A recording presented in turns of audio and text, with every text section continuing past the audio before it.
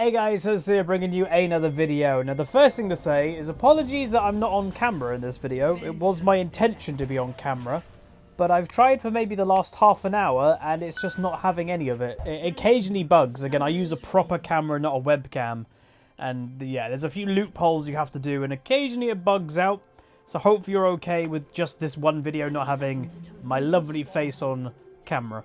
But today we're doing a challenge to spectate. And we're going with Kindred, because Kindred has always been around and relatively still a niche pick, but is quite strong. Again, people love to complain about AD carries, but like champions like Kai'Sa and Jhin and then Samira before have taken over this season quite well. And I think Kindred is nearly up there, but obviously in the jungle, not AD carry.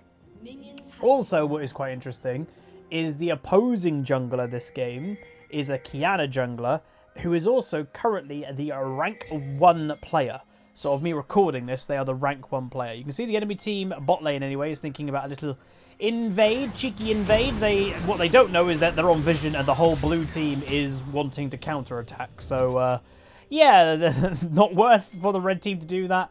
And obviously that is just something that is very important and it is worth knowing. And right there shows it. Scouting vision in the early game, throwing a ward up, you know, just spreading out a little bit is very important. Don't be that teammate that is AFK at level 1 or not, you know, not helping have the vision control in the early game. So Kindred's just chilling, just taking, again, a lot of people always say about my jungle clear going, Huz, you need to kite a bit more. Well, yeah, but then the Kindred was just face tanking. That's a bit weird. But anyway, so is one of the few junglers that I've actually seen in jungle clearing that has done red into Krugs. That's a bit weird. Maybe it's because the bot lane both obviously doesn't have flashes. You can see there's a fight breaking out because no flashes. So I don't really know. Again, big mistake really for the red team. They just took, you know, did a weird invade and then chose to fight without flash. So even in Challenger, people can make very odd mistakes. And I actually think, again, I think the Kindred probably was changing her path there. And meanwhile, bot get a double kill. But maybe Kindred was doing Krugs there to maybe look for a level 2 bot lane gank. But because they are already dead, she doesn't need to do that. But yeah, also worth noting, the Gragas top lane. I believe we've seen this guy before, and I think he's a Gragas challenger, like kind of one-trick player who mainly plays lane Gragas. And obviously lane Gragas, and I think just got nerfed this patch, having a bit too easy control with his Q. Diana versus Galio. Galio's still a pretty half-decent champion when it comes to control in mid lane. You know, I wouldn't call Galio, and by the way, waiting in a bush for quite a long time. And I think they've got vision. Yep. So they were spam pinging. The Qiyana was spam pinging, and Galio makes his way over and does help out. So again, one mid laner helping before the other. And the Kindred is going to kite back. Will she survive? Double kill for Kindred, and yes, she will do that. So this seems a bit of a I don't know, like a crazy game for the red team. They're just making a lot of over-aggressive mistakes. Like, it's one thing for the Qiyana to die there, but it's another thing for the Diana also to go all in and die as well. As a Kindred will go straight for this other scuttle because there's a 50-50. If you guys don't know, again, Kindred is quite... Her marks are important. Again, if you don't know, the champion can mark an enemy champion, and this is what it does. So it enhances their basic abilities. We'll have a look at that in a second. But with the Scuttle Crab spawning, one Scuttle Crab is always going to have a mark. Meanwhile, a gank for Darius, and yes, that is a Galio in top lane at level 4. Darius has burnt flash, and he's just accepting the death. So yes, in Challenger, people just give up. It's crazy. And wait, did he rage quit? Okay, if he rage quit, I guess this isn't a video. I think he didn't rage. I think he comes back, but anyway, we'll see. Bot lane again, fighting weirdly, and they will go down. Kai'Sa with that nice positioning, staying completely away from any of the danger. But yeah, I think that Darius just alt F forward, and maybe he'll come back. We'll see. If he doesn't come back in the next 2 to 3 minutes, then I probably will go do a different commentary. But yep, it's all what I kind of like. If this is a video, I like showing that rage quitting and stuff does happen in Challenger, because again, there is a big thing in solo queue. There always has been of, oh, this is ELO hell and high rating must be ELO heaven. No. Solo queue is hell. There is no switch of a magic rating that suddenly the game gets better in attitude or feeling. It just doesn't exist. everywhere in solo queue sucks. Like, it's just, Riot hasn't had the best control over toxicity. We all probably can agree to that. And I think a big part of it is, yeah, there's punishments that may happen. And again, that's the word, may happen. And there's the Darius. They may get punished. That's one thing. So toxic people may feel that they can be toxic because the Riot punishment system isn't great. But there's also, what I would say the counterpoint, there's also not an incentive to be either neutral or nice.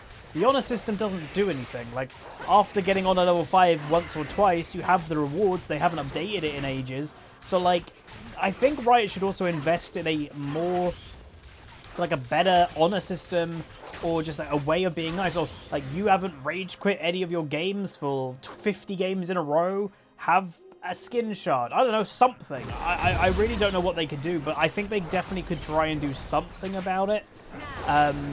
Because, yeah, I don't know. Obviously, it is worth knowing, I have noticed the attitude in the game hasn't been great for the past year or so. It partially could be tied, obviously, to the world state. As we all are aware, there's something in the world right now, and I think the general frustration level of the world has gone up, which I do understand, but I don't think the right thing is to taking out that frustration in a league game.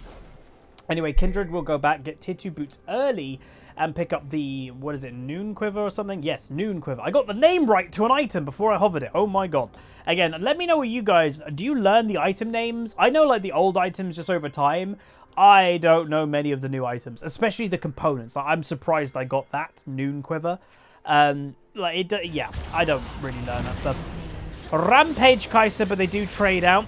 And Kindred's going to go over and cover the lane. She has to be careful, though. Diana level 6. Meanwhile, they get the Gragas in top lane.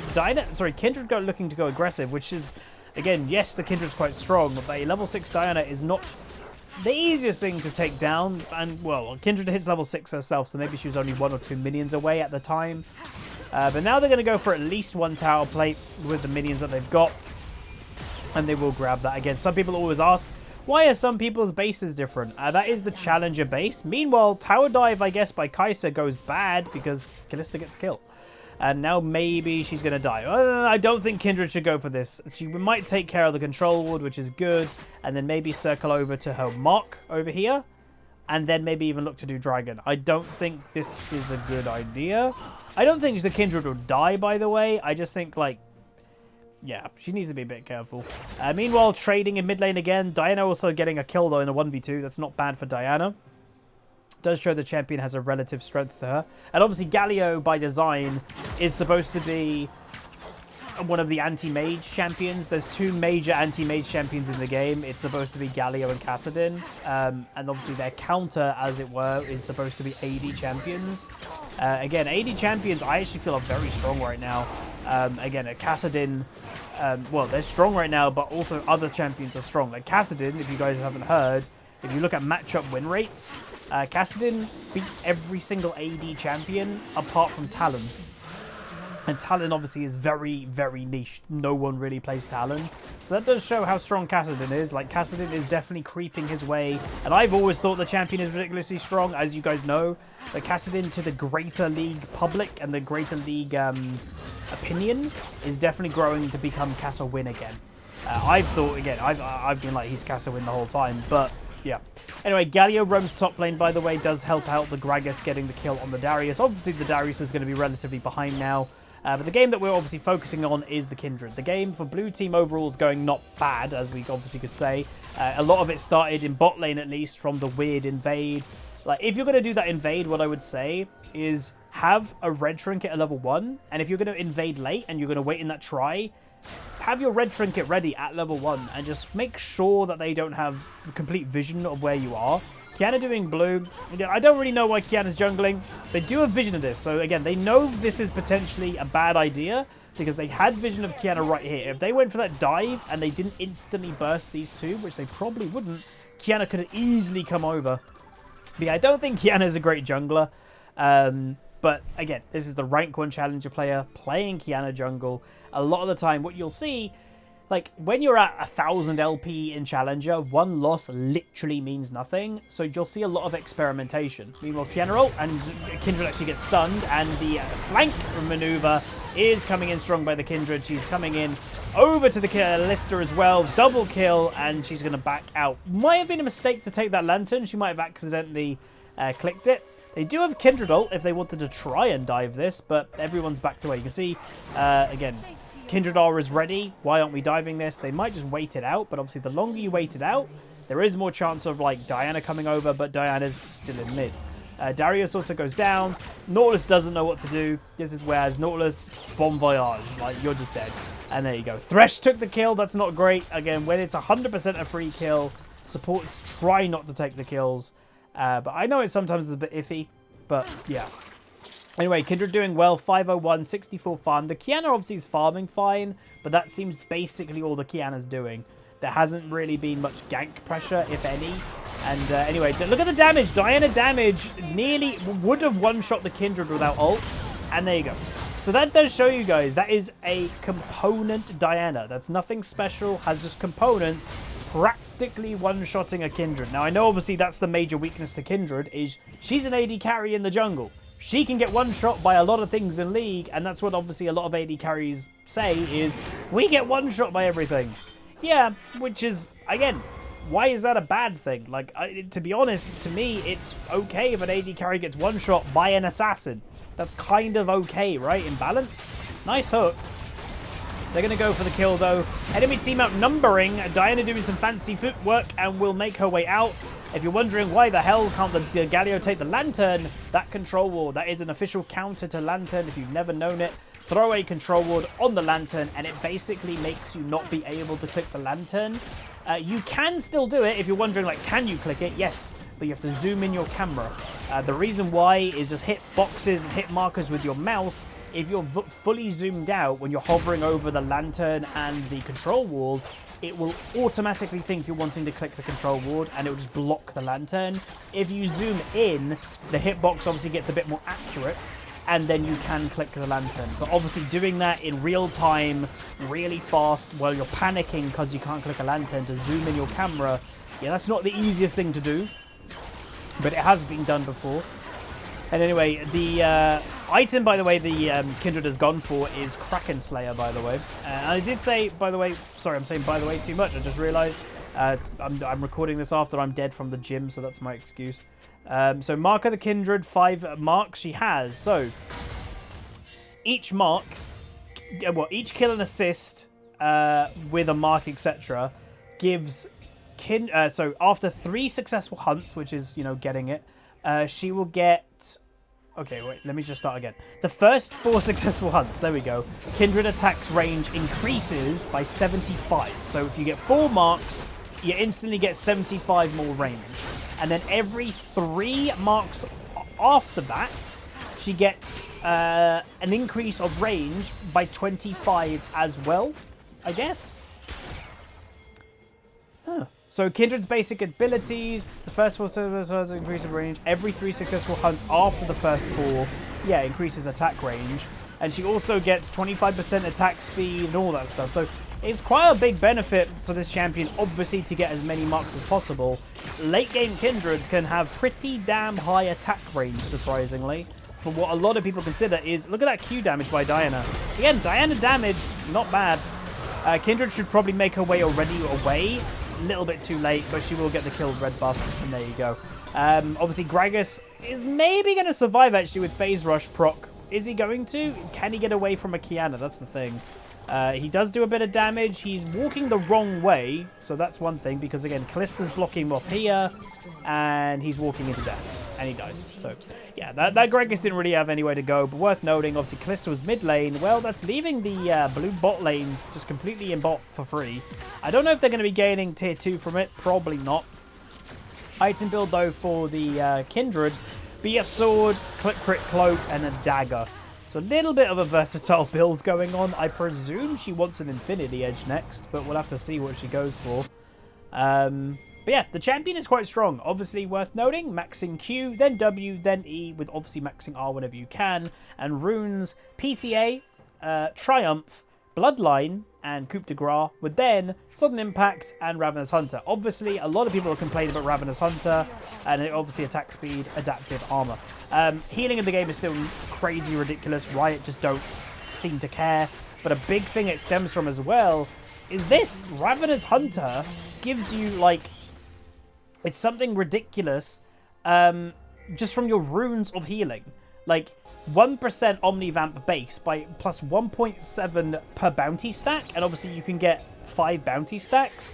So if you get 1.7 times 5, what is like 8.5? So like adding that together, you just get 9.5 Omnivamp just from your runes, no items. And again, reminding what people Omnivamp is your auto attacks is life stealing, so the same like it was without lifesteal, but also your ability damage is now also healing you too. Again, I do think Omnivamp was a mistake. Personally, I just think, well, I think it's a mistake because Riot seems to not care about overhealing. There's too much healing in the game, to the point that people are literally saying, don't buy anti-healing items. It is pointless. And I am starting to agree with these people because it literally does feel pointless. It's better to buy an item that gives you just far more damage to kill somebody than buying a grievous wounds or anti-heal item that isn't really going to do anything because the healing is that crazy. Riot definitely needs to get more control over it. That's for sure. Anyway, they're walking top lane. Gragas again, a little bit in trouble. I think he's been fighting a little bit too much, but he will dodge. Galio ult on top with the Zhonya's. Nice survive, good hook, and now the Kindred is just taking on a Darius. And by the way, this is on modern patch. This is after the, I think, 11.5. So today, I'm recording this on the same day it's being uploaded. And a lot of people, I think, even in my comment section, were like, oh god, Stride Breaker buffs? Darius is going to be insane. Well, obviously, he doesn't have Stride Breaker now, but he has struggled this game. But obviously, he did kind of Alt F4, Rage Quit, whatever happened. So that did put him behind. But we'll see if he can do anything. Kai'Sa soloing a Diana. I'm, to be honest, not surprised. The champion is still very strong, and obviously she does have that wonderful execute. And, you know, I know some people don't think the execute of 5% is a big deal, but I just don't think it's, again, an execute is a pretty big mechanic, and the 5% is the difference between killing somebody and not killing somebody, or surviving and not surviving, and an execute like Collector, you know, it's a death, like, it's a perma, boop, you're dead. I just think that's crazy to give to an item. Like, for me, like, that's an Urgot ultimate is an execute, or something like that, like, it's an actual ultimate ability, but, I don't know. It seems that some people are okay with it, some people aren't. It seems a pretty divisive item. You know, let me know if you're, like, just okay with it, because that does seem to be a rare mentality. Darius, though, arguably overstaying. Doesn't have vision, I guess, in his own jungle, and gets caught out again, so he's dead 8 times to a lot of things that I've always said is preventable. 101 into climbing, the first thing you can do is stop dying a lot. It does help, like, genuinely it does help. And the reason why just the basic thing of stop dying helps, even if it means like, oh, I'm going to get 1 less kill if I don't die, that 1 less death could be on a champion then that could snowball from that kill, just kind of helping the enemy team not snowball, or that 1 less death can then set you up to get the dragon in the next 30 seconds. Like, it's little things like that that some people don't realize when they go for these crazy all the time plays. But anyway, Rift Herald, you saw Kindred was literally waiting for Rift Herald. This game, once again, like normally our challenger spectates in jungle do show, the jungler that is doing better is all about the objectives. Both dragons. And, you know, it's the first dragon that Kindred isn't going for, but she's going for Rift Herald. Galio baits, I guess, with the Diana, and she will go down once again. I would expect this to be done. You can actually see it being done. And I don't know, by the way, if that's intentional. You might be like, you know, you don't have vision in the replay file, you only got Blue's perspective. There are some things that literally you can see with Fog of War that I have seen in my own games, like not even like a replay bug or something, that like the enemy team's doing Baron. I can see abilities hitting the Baron when I don't have vision of the Baron. That's been in the game for ages, and I think I've mentioned it before, and some people are like, oh, that's intentional. No idea why that would be intentional, because isn't that like kind of countering the importance of actually putting vision down? I don't know. Anyway, Gragas are overextending a bit, but he will, I think, survive? Question mark? And yeah, he will. So again, Everfrost Gragas, reminding people that Riot has buffed the living hell out of that item, because all Riot seems to care about is item diversity rather than balance. So they're just over-buffing items that aren't being played that much or picked or built that much. And that's obviously then going to make people build them. So that's like Riot's kind of philosophy with the design. Let's make things overpowered so people build it, so then we can say that the items are a success, because they're judging the item success of item diversity. Again, I don't know why that's the success parameter, is diversity in items. No idea. But anyway, Ace happening, and without Callista. So, yeah. 12-3, though, is a Kindred. And this game, I hope, does highlight this champion is strong. Like, I don't think the Kindred has even had, like, an insane game, and it's still 12-3-4. And that's kind of the point, that a Kindred sometimes creeps up on you when it comes to strength, and then you'll just randomly fight a Kindred, and she will, like, 3-shot you. And it's like, oh, what happened? Very strong champion. So build, by the way, Kraken Slayer, Infinity Edge, a Storm Razor, obviously tier 2 boots in there as well, and then 2 daggers. I would personally expect maybe an RFC thrown in there, maybe, or a Runen at least for team fights. So we'll see what she gets. If the game does indeed last long enough. But I would expect what blue team should be looking to do, they've got a really big lead, is I would expect them to force a grouping situation. They could force a Baron, they could force just going mid to try and get that open inhib. But I would expect blue team would be looking to continue applying the pressure. They've even got Rift Herald. Remember, Kindred's still got this. So let's see what does happen. Galio one-shotting. Kindred gets the kill though.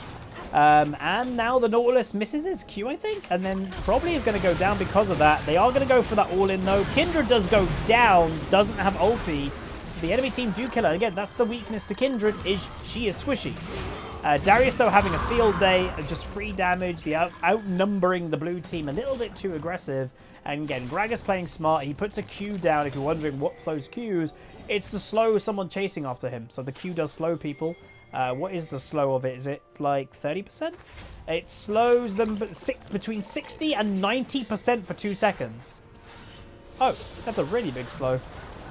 Maybe, I guess the slow is determined by how long the barrel's been on the ground. I actually don't know. Item build, though, Zeal upgrade and still maintaining that dagger. And Baron has been pinged by the Kai'Sa. So split push Kai'Sa for some reason. Arguably because she can probably 1v1 most people on the enemy team. If anybody were to try and fight her. But yeah, nearly 100 farm ahead as well. You can see it also. Challenger game, remember. Galio's only got 120 farm in a challenger game when people are nearing 300. Yeah, because that's why I've always said don't go to those things of like you have to be at certain farm by 10 minutes or 20 minutes. Because that's not how League is. The League is to what your champion you're playing and the playstyle you're doing. Galio is not a power farming champion when he's helping his team. He's been leaving late. He's been ulting. He's been like looking for assists and engages. He's not going to get millions of farm in that playstyle. So be realistic with yourself. And by the way, yeah, that was an insanely quick Baron, by the way. Kindred, if it's not clear, absolutely melts Barons. Meanwhile, Diane obviously looking for an engage. Nearly gets the Kindred. She has to pop her ultimate. Then Darius probably nearly gets his ultimate off, but not happening now. Rift Herald coming on over. There was a late...